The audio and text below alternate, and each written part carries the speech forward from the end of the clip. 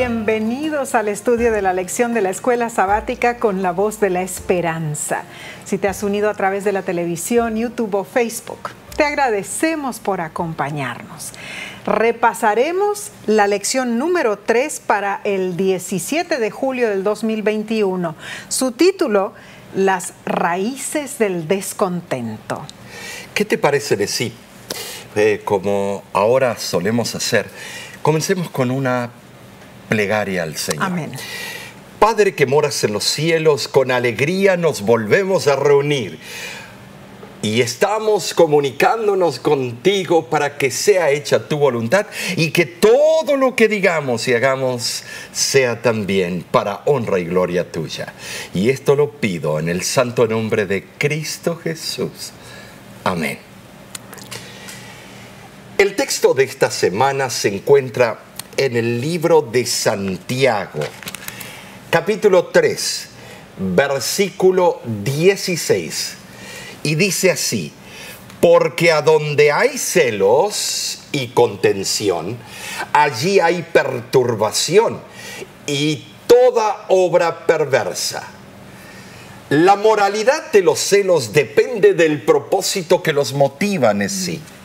Cierto. A mí bien me escriben o llaman parejas y viene esta dama: ay, pero odio cuando mi esposo pone sus ojos en otra parte. Y es constantemente. Y hablo con él y él me dice: pastor, pasa una mujer por delante y ya dice que estoy mirando. Los celos.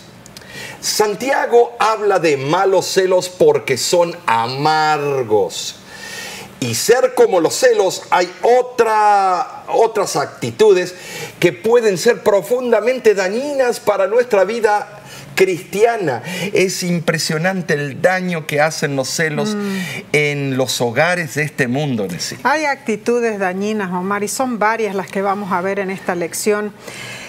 Son actitudes muy peligrosas. Las raíces del descontento. Es un título que nos hace pensar en las plantas. Claro que sí. En mi tierra natal, en las selvas del Amazonas, existe la hermosa Victoria regia. Es la más grande de todas las plantas acuáticas. Tiene gigantescas hojas circulares que flotan sobre la superficie del agua. Y las flores son grandes y bellas y solo duran 48 horas.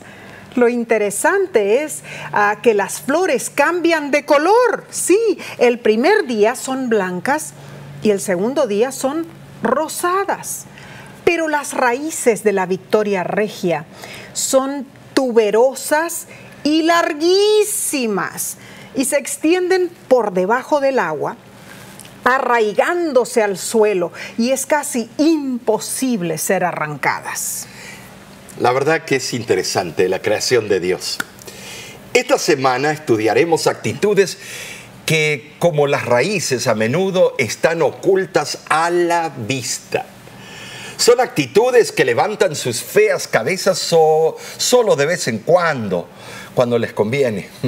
Actitudes como el orgullo, el egoísmo, la ambición malsana y la hipocresía caracterizan con demasiada frecuencia la vida de los cristianos y empañan nuestro testimonio, hermanos. Por supuesto.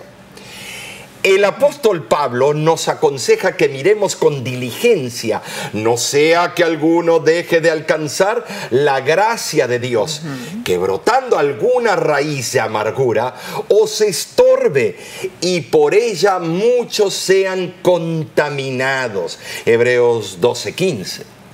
Las raíces del mal permanecen en todos nuestros corazones. Y estas raíces, hermanos, si no se cuidan, producen brotes que luego producen frutos malos. Sí, es un peligro. Si no estamos a la expectativa de nuestro carácter, nuestra forma de ser, cómo nos estamos comportando, autoanalizándonos. Claro, así es, Omar. Examinaremos esta semana cuidadosamente algunas de estas raíces y estudiaremos formas de reconocerlas para luego, por la gracia de Dios, desarraigarlas de nuestras vidas. porque hay muchas cosas que no permiten que encontremos paz en Cristo. La raíz del descontento es parte de nuestra relación quebrantada con Dios. La sensación que tenemos de separación y pérdida, el reconocimiento de que no somos las personas que debiéramos ser. Esto es cierto. La razón por la que no podemos descansar de verdad en Cristo es porque estamos en conflicto constantemente. Un conflicto interno con nosotros mismos y con los demás. ¿A causa de qué? De nuestra pecaminosidad.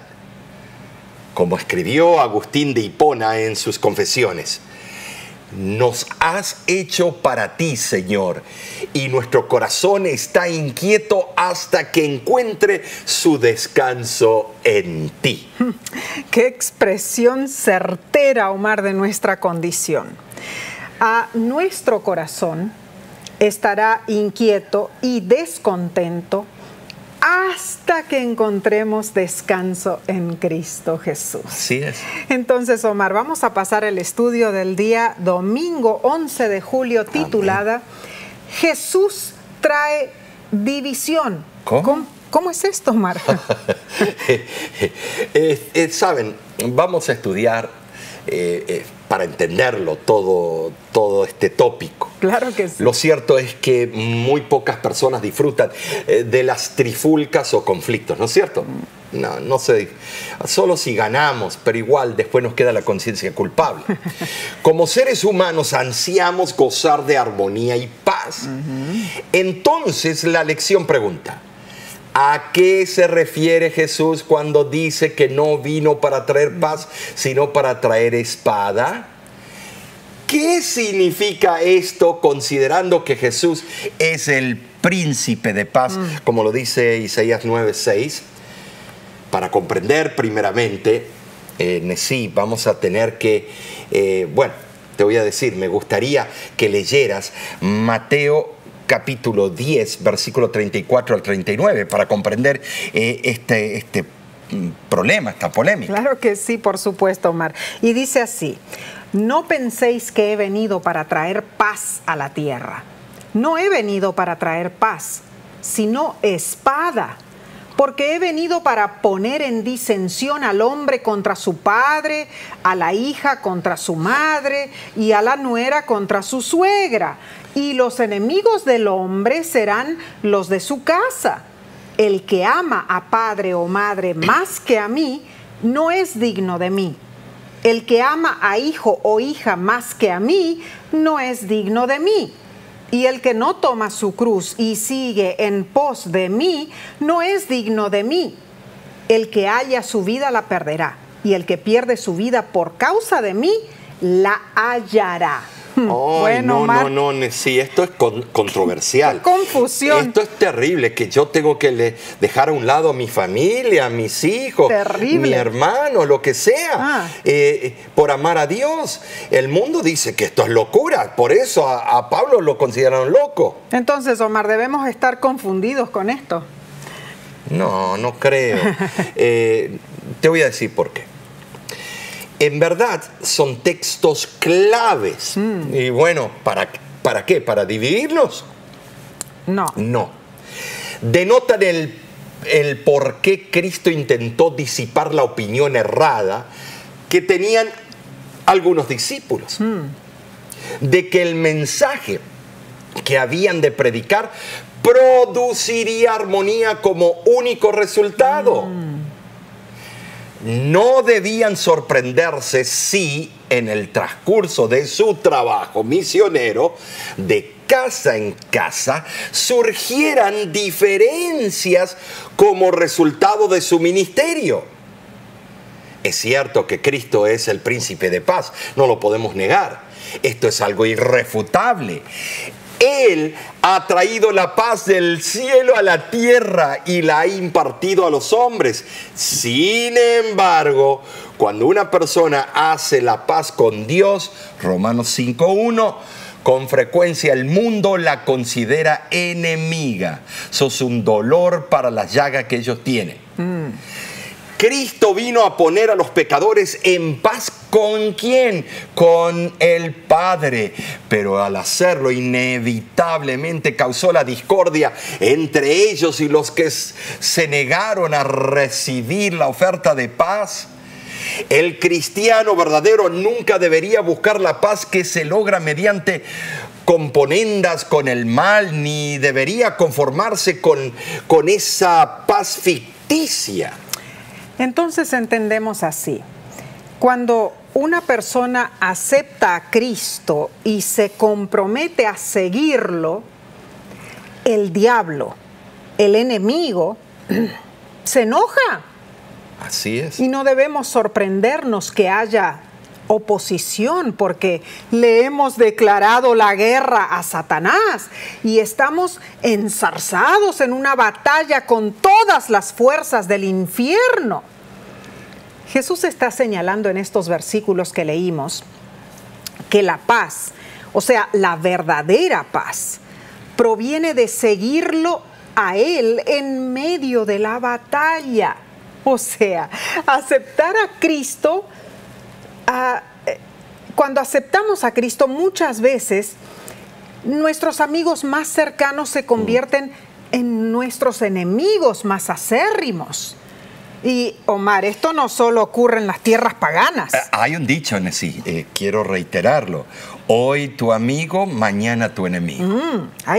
Y como mencioné, no ocurre solamente en las tierras paganas. No. Porque ocurre también en países cristianos, tristemente. Ahora, el tomar la cruz de Cristo, Nessie, y seguirle, significa sufrir sin queja ni pesar.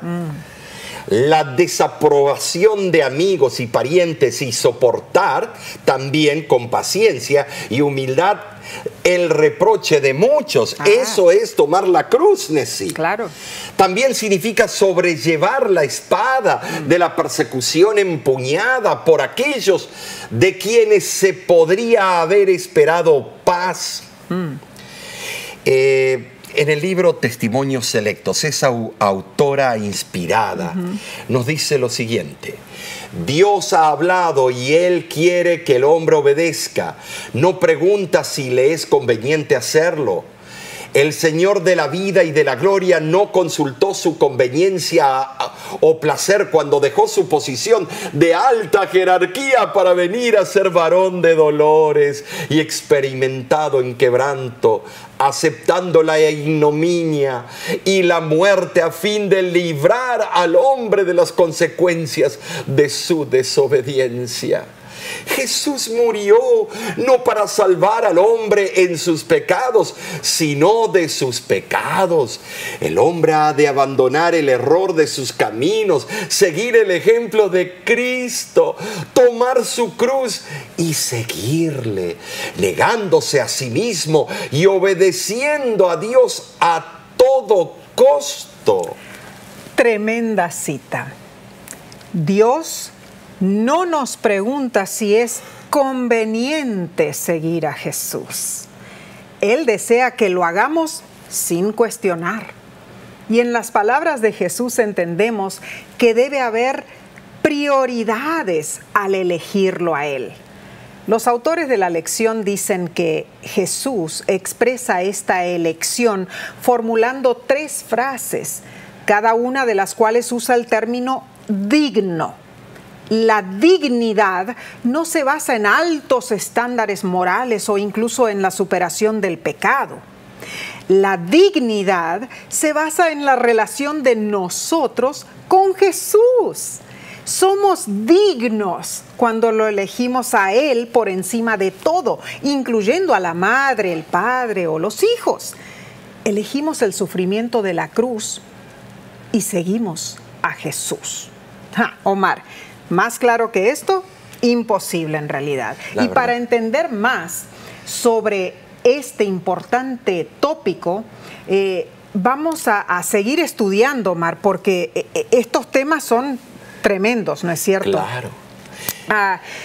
yo creo que en los próximos días que vamos a estudiar de la lección se nos va a abrir el entendimiento un poquito más. Quiero decirte algo sobre la dignidad y sobre el ejemplo.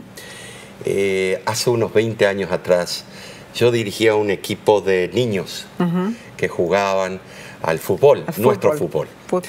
Y entramos en un torneo y íbamos a jugar otro equipo. Y entonces yo veía que el otro equipo, los muchachitos fauleaban, le hacían foul a todos los nuestros y los pateaban. Y me enojé yo como técnico y les empecé a gritar a los otros jugadores y al otro equipo, porque los padres le decían, sigue haciendo lo que estás haciendo. Y entonces me enojé. Y vino uno de los padres y me dijo lo siguiente: ¿dónde está su dignidad? ¿Dónde está la cristiandad que usted profesa? Wow. Estimados, quedé mudo.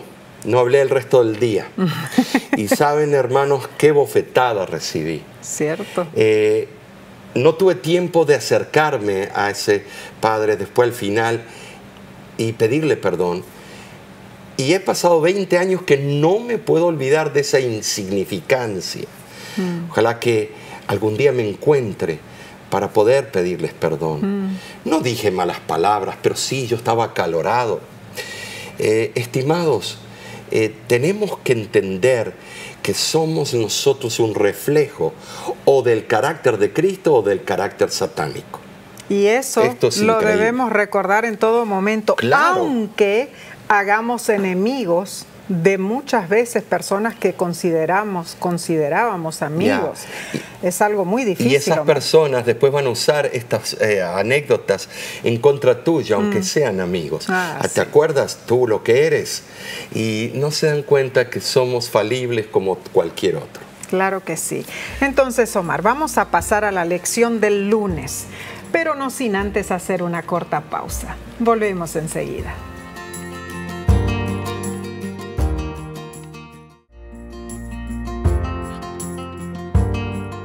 Qué bendición es estudiar juntos la palabra de Dios. Gracias por acompañarnos.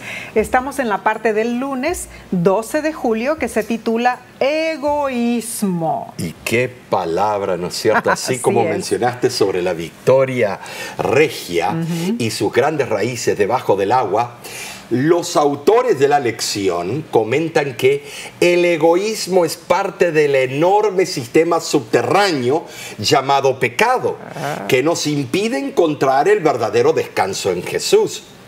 De todas las expresiones del pecado en nuestras vidas, el egoísmo parece ser la más fácil de manifestar.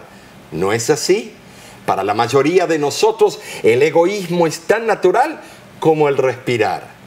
Tremendas palabras de los autores, ¿no es cierto? Muy cierto. El pecado del egoísmo es anarquía, de acuerdo a Primera de Juan, capítulo 3, versículo 4. Es amarnos a nosotros mismos más que amar a Dios. Triste pero cierto, Omar. Es como cuando vamos a los restaurantes, ¿no es cierto? Y queremos tener la mejor mesa, la que está al lado de la ventana, que tenga vista, y que el mesero, por favor, nos sirva enseguida. Así es. Y cuando vemos que el mesero le dio la comida a aquellos otros allá, nos enojamos. Sí. Eso es egoísmo, ¿no es cierto? Así es. Nosotros, así como los fariseos, podemos obsesionarnos con la seguridad de no romper las reglas para demostrar que somos buenos. Pero esa actitud se interpone en el camino de lo que Dios quiere hacer con nosotros. Esforzarnos por una obediencia técnica y fingida mientras seguimos nuestro propio camino hace difícil que Dios intervenga en nuestra vida y nos ayude. Claro, y esto es algo muy serio, porque los santurrones o los que se creen perfectos no ven la necesidad de ninguna ayuda. Mas dijo Jesús con precisión: Él no vino a llamar a los justos, sino a los pecadores al arrepentimiento. Ahora, la tragedia es que todos somos pecadores. Pero algunos no lo reconocen. En Lucas capítulo 12, versículo 13 al 21, se encuentra una parábola de Jesús y la lección nos pregunta: ¿es egoísta planear para el futuro y expresar desprecio por el reino de Dios? ¿De qué nos advierte Jesús? Bueno, Omar, para entenderlo, leamos la parábola, ¿no es cierto? Dice así: le dijo uno de la multitud: Maestro, di a mi hermano que parta conmigo la herencia. Mas él le dijo: Hombre, ¿quién me ha puesto sobre vosotros como juez o partidor? Y les dijo: Mirad y guardaos de toda avaricia, porque la vida del hombre no consiste en la abundancia de bienes que posee. También les refirió una parábola diciendo: la heredad de un hombre rico había producido mucho, y él pensaba dentro de sí diciendo: ¿qué haré? Porque no tengo dónde guardar mis frutos. Y dijo: esto haré: derribaré mis graneros y los edificaré mayores, y allí guardaré todos mis frutos y mis bienes, y diré a mi alma: alma, muchos bienes tienes guardados para muchos años. Repósate, come, bebe, regocíjate. Pero Dios le dijo: necio, esta noche vienen a pedirte tu alma, y lo que has provisto, ¿de quién será? Así es el que hace para sí tesoro y no es rico para con Dios. Bueno, sí, este hombre suponía que si Jesús, le hablaba a su hermano, no se atrevería a desobedecerle. ¿Qué sorpresa recibió? Pensaba que el ministerio de Jesús era para favorecer sus intereses egoístas. La mensajera del Señor comenta: evidentemente ambos hermanos eran codiciosos. Si no hubiera sido así, difícilmente hubieran estado peleando por la herencia. Según la ley mosaica, el hermano mayor recibía 2 porciones de los bienes de su padre, mientras que cada uno de los otros hermanos recibían solo una porción. En este caso, quizá fue el hermano menor quien recurrió a Jesús, objetando que su hermano mayor recibiera la doble porción que la ley le asignaba. Bueno, el reino que Jesús había venido a proclamar no era de este mundo.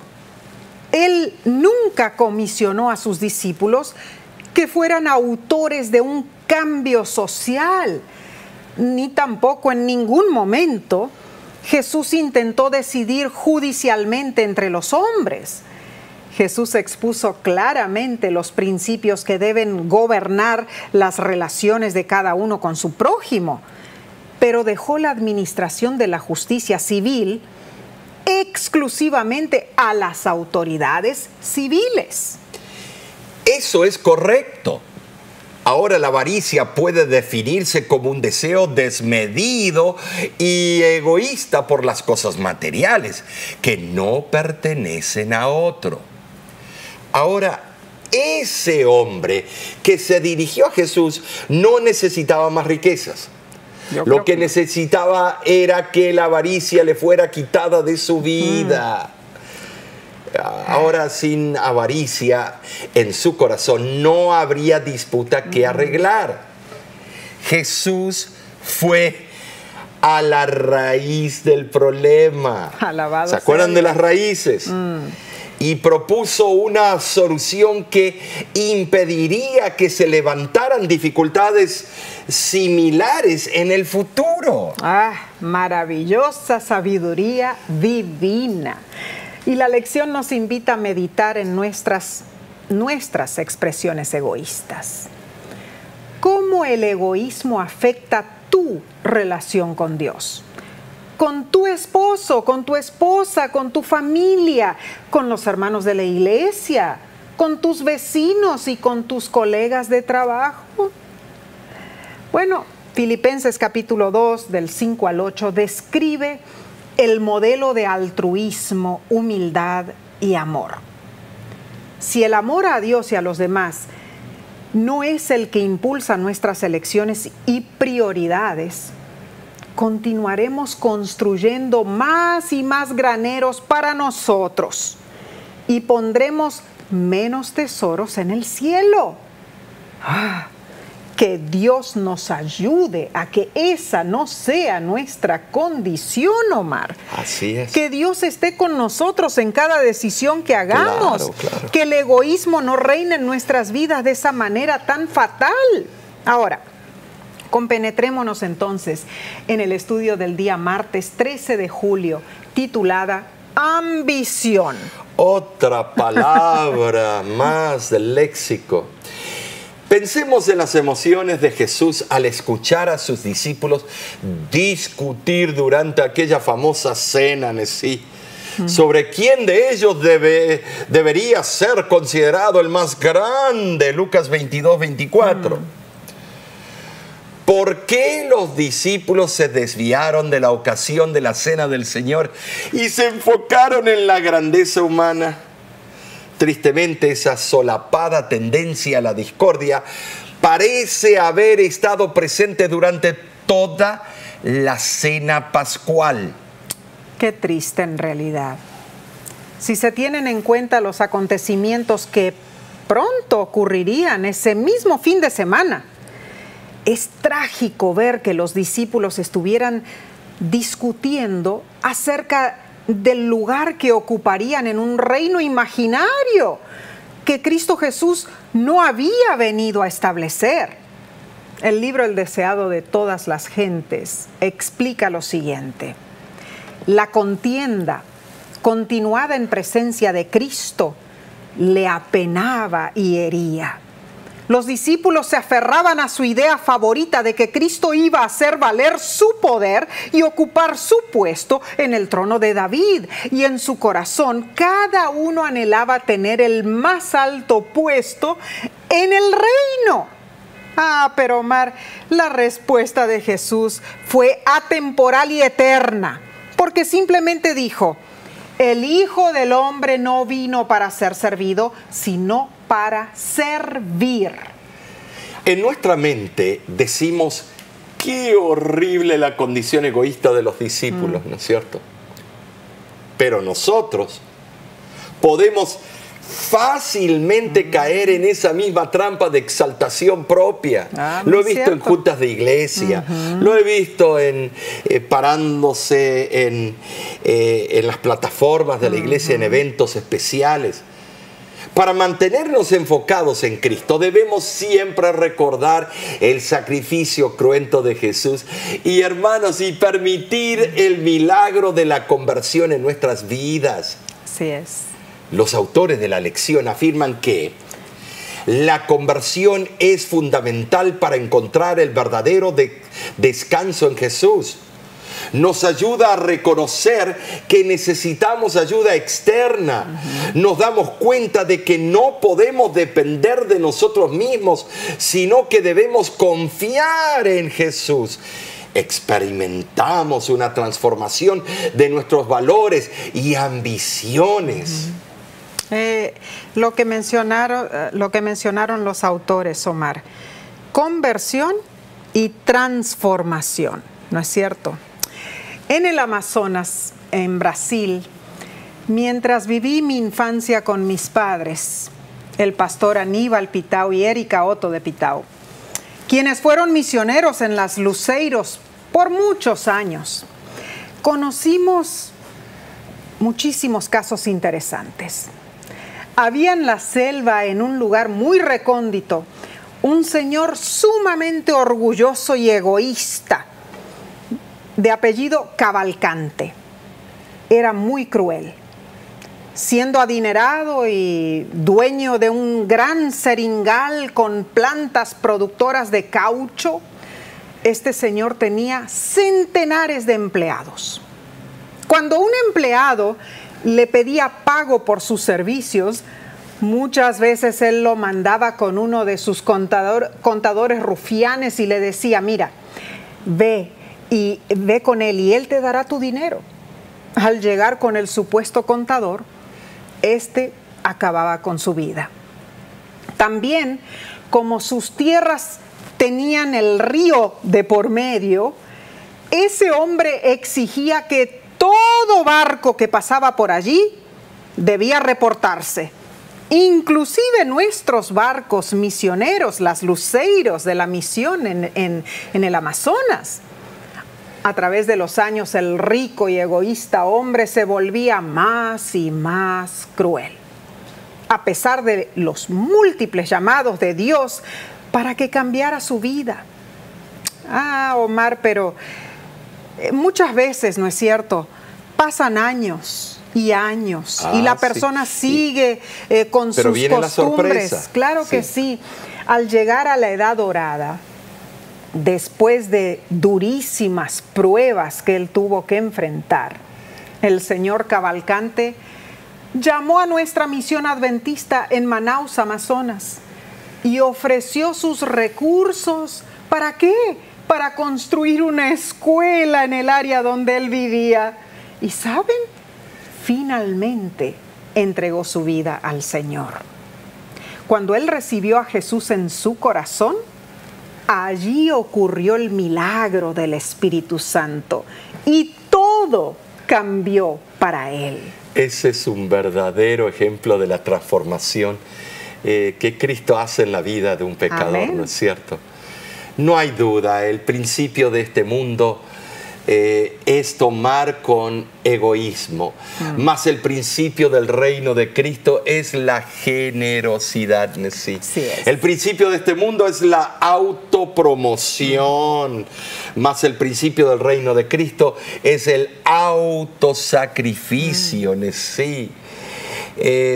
Y el principio de este mundo es un enfoque en uno mismo, más el principio del reino de Cristo se centra en los demás. Así es. Esto es una sublevación cristiana, un vuelco total de 360 grados de los estándares del mundo. Es un nuevo conjunto de valores que solo Cristo Jesús nos ofrece. Es la única manera de alcanzar la vida eterna. Pon tus ojos en el Maestro y verás que tus valores van a cambiar de rumbo. Y bien lo explica el deseado de todas las gentes. Allí dice, Cristo estaba estableciendo un reino sobre principios diferentes.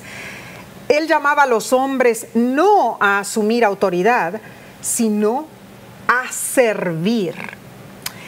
Y Omar, en realidad eso lo demoraron los discípulos para entender, ¿no es cierto? Sin embargo, viéndolo por el lado positivo, pensemos en la realidad siempre presente de la gracia del Señor. Amén. Que a pesar de la patética discusión entre sus seguidores, Jesús nunca dejó de amarlos. Hermosa prueba de todo lo que Dios hace por nosotros, por ti, por mí, por ti, Omar, también. Alabado sea Dios por su amor insuperable. Y sabes, sí, yo te voy a decir, Él siempre va el kilómetro largo. Claro que sí. Él siempre va la milla larga. Él no se queda en la mitad. No. Él quiere que todos seamos salvos, Amén. Que todos aceptemos la verdad, pero nosotros nos ponemos del tú por tú con Dios, nuestro Creador, y somos porfiadores y tercos, y agarramos y decimos, no ahora, Señor, cuando a mí se me dé la reverenda gana. Exacto, y demostramos abiertamente nuestro egoísmo y la desesperación que tenemos por obtener las cosas de este mundo. Y sabes la excusa que ponen mucho, pero si Dios no se preocupa por nosotros, y si Dios existiera, ¿por qué hay tanto sufrimiento? ¿Por qué hay tanto esto? ¿Por qué tanta muerte? ¿Y por qué los niños sufren? Y no nos damos cuenta que quien causa eso no es Dios. Satanás. Claro, y las elecciones de los seres humanos. Así pero muy es. pronto todo esto va a acabar, muy Amén. pronto todo esto cesará, pero mientras tanto, tú y los tuyos deben servirle a Jehová. ¿Y cómo se hace eso? Con corazón sincero. Corazón sincero y contemplación. Amén. Amén. Contemplación. Y yendo al manual por excelencia que es la Biblia, y yendo al espíritu de profecía, mis Amén. Queridos Amén. hermanos y estudiantes de la escuela sabática, hermanos, ha llegado el momento que no se cumpla esa profecía de Oseas que dice: mi pueblo por falta de estudio perecerá. No. Ha llegado el momento que el pueblo sepa y estudie. No puede ser que en la era de la información digamos: yo no puedo ir a la tienda a comprar. O yo nunca estudié, los libros nunca del vi Espíritu eso, Profecía. nunca escuché y yo eso. nunca escuché eso. Y nunca esto. Tienes que tomar tiempo para tu devoción personal. Claro que la sí. devoción con tu familia. Ahora. Y es muy importante, Omar, también recordar de que una vez que estudiamos y aprendemos lo que Dios quiere para nosotros, que oremos y le pidamos a Dios que nos ¿Cómo ayude aplicar? a desarraigar esas raíces feas de nuestro carácter, ¿no es cierto? Y que son muchas. Y que es muy difícil hacerlo. ¿Saben por qué? Porque más se afincan esas raíces en nuestro corazón, en las fibras más íntimas que tenemos, y más difícil se vuelve arrancar esas malas costumbres. Y Satanás se aprovecha porque él nutre esas malas costumbres, echando la agüita maléfica, echando el alimento maléfico para que nadie se arrepienta. Entonces, ¿qué haremos? Continuaremos estudiando, pero después de tomar un corto receso. No te vayas, volvemos enseguida.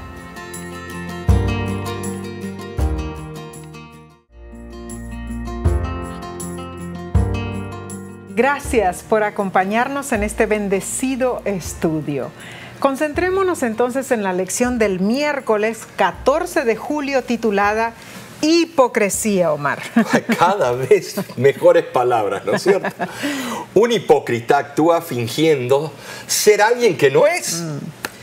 La palabra se usa 7 veces en Mateo 23. Así es. Ahora, me acuerdo cuando alguien me dijo, decía a mí: yo no voy a la iglesia porque está lleno de hipócritas. Entonces yo le dije: está bien, venga usted, necesitamos uno más. Ay, ay, ay. Estimados, Jesús reprendió públicamente a los escribas y fariseos, el liderazgo religioso judío.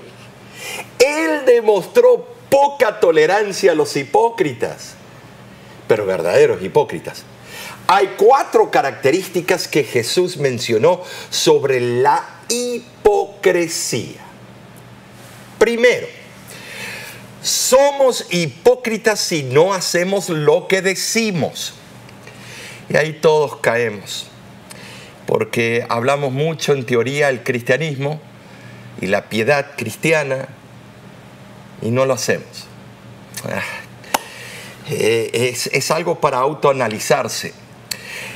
Número 2, cuando hacemos la religión más difícil para los demás sin aplicarnos los mismos estándares a nosotros mismos. Ay, no, ya, pastor, deje de darnos estos puntos porque cada vez me está hundiendo más. Estoy apachurrado. No, sigamos. Número 3. Cuando queremos que otros aplaudan nuestro fervor religioso. Ay, no hay como el hermano tal. Y dice: me siento halagado. Número 4. Cuando requerimos honor y reconocimiento que pertenece solo a Dios. Estimados, doné una banca de la iglesia y nadie me reconoció, por eso me voy a ir a otra iglesia con mi familia. Estimados, ¿a quién se lo diste? La gente va a venir y se va.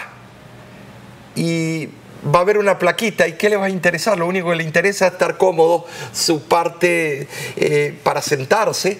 Y estimados, no van a estar de agradecidos.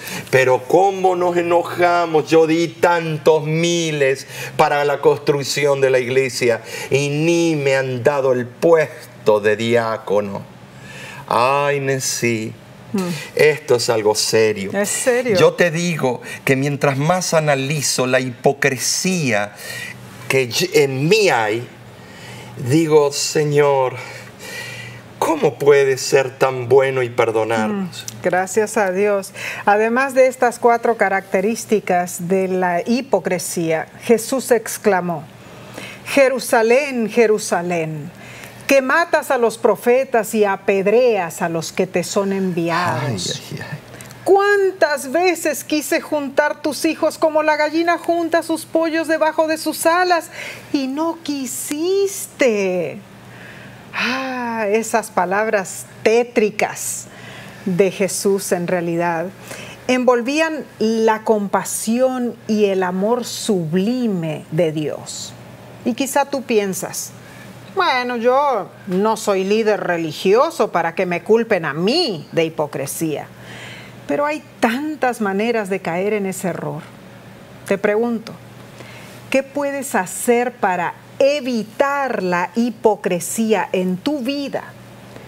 Y si existe en tu vida la hipocresía, ¿cómo puedes extirparla? Solo con el poder de Dios.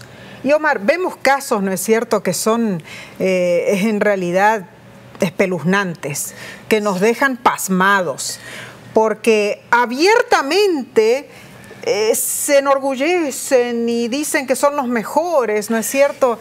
Lo dijo la sierva del Señor, que grandes luminarias van a caer como esas estrellas fugaces. Y hacen que mucha gente los siga. Esa es la tristeza. Esa es la tristeza. Vienen caudillos.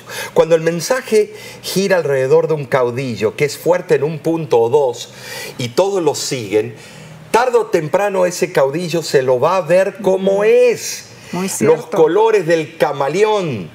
Estimados, cuando el mensaje gira alrededor del único que salva, Cristo Jesús, entonces no perdemos, Nessie. Claro que no, claro que no. Pasemos entonces al estudio del jueves 15 de julio titulado ¿Cómo erradicar la ansiedad? Oh, tremendo. La verdad que eso podríamos dedicarnos toda una semana solamente con eso. Qué horrible es cuando sufrimos de ansiedad. Oh, yo lo he sufrido tanto. Sí. Tuve que ir al doctor tantas veces. La lección nos invita a leer Juan capítulo 14 del 1 al 6. Y sabemos muy bien lo que dice. Juan capítulo 14 del 1 al 6. Dice, no se turbe vuestro corazón. Creéis en Dios, creed también en mí. En la casa de mi Padre muchas moradas hay. Si así no fuera, yo os lo hubiera dicho. Voy pues a preparar lugar para vosotros. Y si me fuere y os preparare lugar, vendré otra vez y os tomaré a mí mismo, para que donde yo estoy, vosotros también estéis. Y sabéis a dónde voy, y sabéis el camino. Le dijo Tomás, Señor, no sabemos a dónde vas. ¿Cómo pues podemos saber el camino? Jesús le dijo, yo soy el camino, la verdad y la vida. Nadie viene al Padre sino por mí. Ahora en sí los discípulos, estaban deprimidos, turbados. La palabra turbados en el griego, en el idioma original, es con ansiedad, porque escuchaban diferentes mensajes. Angustiados. Mi reino de poder y gloria, pero luego tengo que morir como un corderito.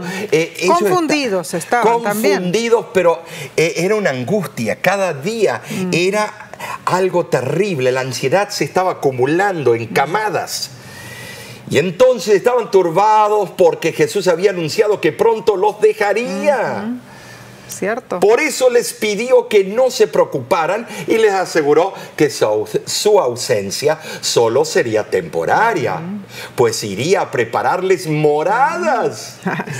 Hermosa promesa para calmar la ansiedad de los discípulos, ¿no es cierto? Porque que el ingeniero por excelencia diga, te voy a preparar tu propia mansión y la puerta principal va a ser de una sola perla, el piso va a ser de oro, Ay, estimados, si tengo ansiedad, enseguida voy a decir, ay, ¿y cuándo va a hacer eso? Ay, ¿en serio? ¿Y yo voy a tener el título de propiedad? Claro que sí. ¿Y cómo fue pagado eso?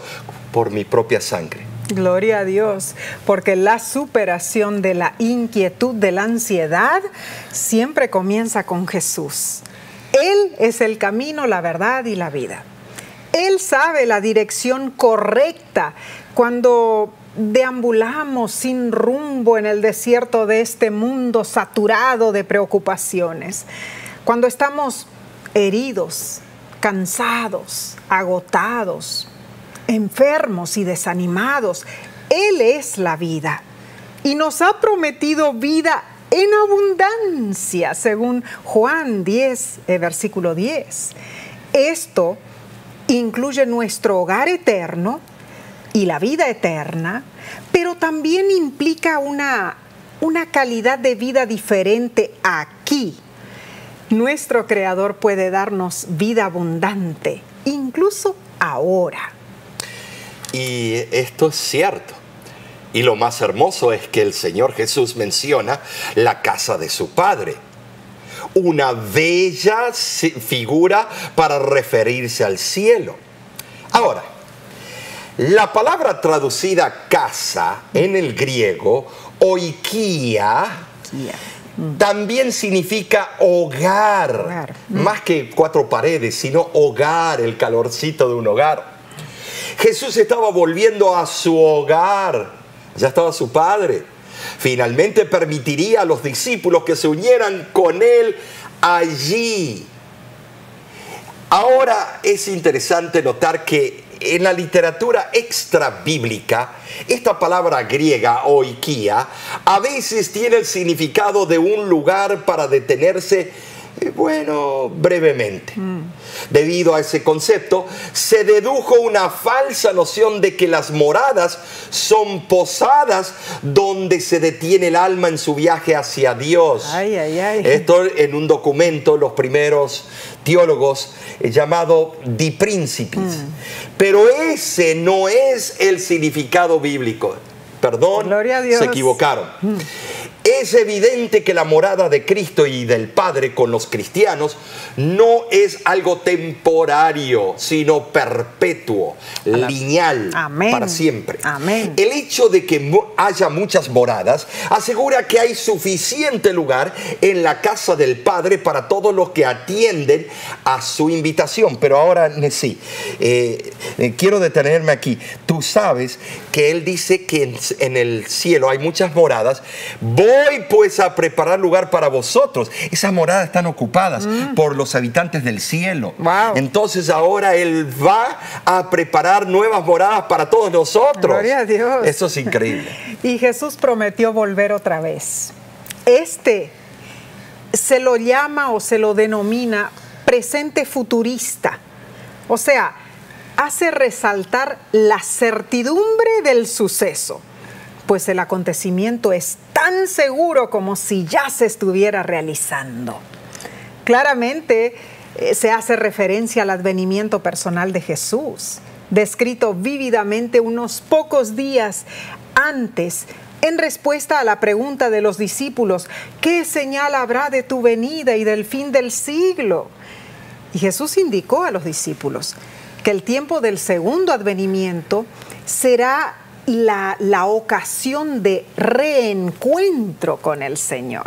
Y debemos nosotros también aclarar, cuando decimos presente futurista, no estamos abrazando la teoría futurista, sino estamos diciendo que el presente se dedica a ver lo que viene en el futuro y vivimos el presente por las promesas del futuro. Y debemos hacer hincapié en algo importantísimo. No hay aquí ninguna insinuación que apoye la doctrina popular de que los creyentes van a estar con el Señor en el momento de su muerte.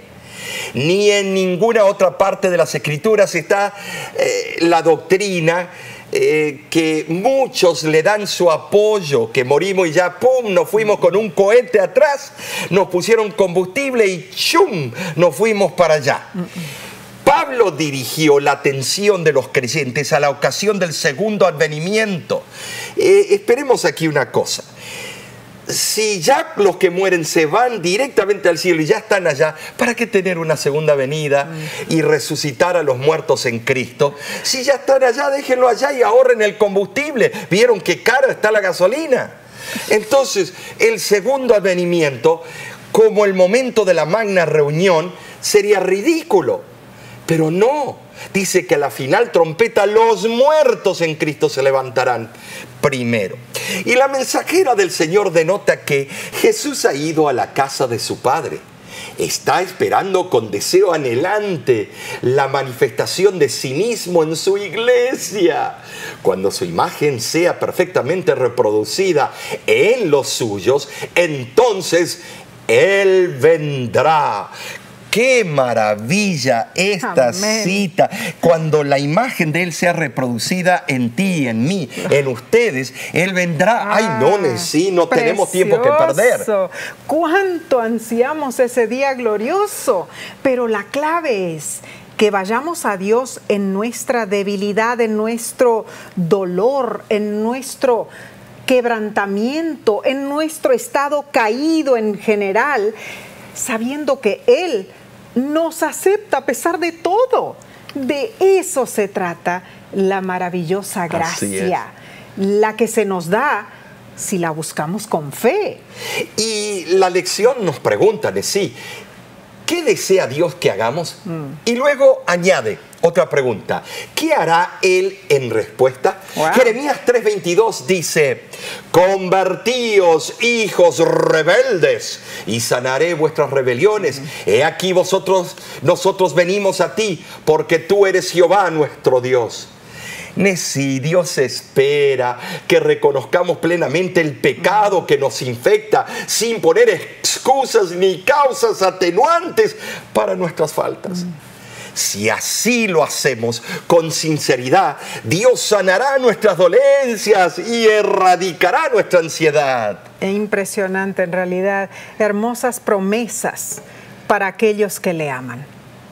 Hemos aprendido en cuanto a las horribles raíces del descontento que dañan nuestras vidas en este mundo. El orgullo, el egoísmo, la ambición malsana y la hipocresía. Y el consejo de la comentarista inspirada dice lo siguiente: no puede haber crecimiento ni fecundidad en la vida que está centrada en uno mismo. Si ha aceptado a Cristo como Salvador personal, debe olvidarse de sí mismo y tratar de ayudar a los demás. Habla del amor de Cristo, habla de su bondad, lleva la carga de las almas sobre tu corazón y por todos los medios a tu alcance busca salvar a los perdidos. A medida que recibas el Espíritu de Cristo, el espíritu de amor desinteresado y trabajo por los demás, crecerá y producirá fruto. Las gracias del Espíritu madurarán en tu carácter, tu fe aumentará, tus convicciones se harán más profundas, tu amor se perfeccionará más y más. Reflejarás la semejanza de Cristo en todo lo que es puro, noble y hermoso. Qué precioso, Omar, la manera que ella lo escribe. Claro. Y la manera que ella lo explica, ¿no es cierto? Así es. Sí, la solución radica en contemplar a Jesús. Amén. Al hacerlo, nuestra vida cambia, hermanos. Claro que sí. Causa y efecto. Nos volvemos más como Él. Somos transformados a su semejanza al contemplar su gracia, su misericordia, su compasión y bondad. Sí, esto es maravilloso. Su vida de abnegación nos inspira a mirar fuera de nosotros mismos, a las necesidades de los demás. Claro. Alguien ha dicho acertadamente que cualquiera envuelto en sí mismo es un paquete muy pequeño. La mensajera del Señor escribió lo siguiente: el alma encuentra descanso solo en abrigar la mansedumbre y la humildad de corazón. La paz de Cristo nunca se encuentra donde reina el egoísmo.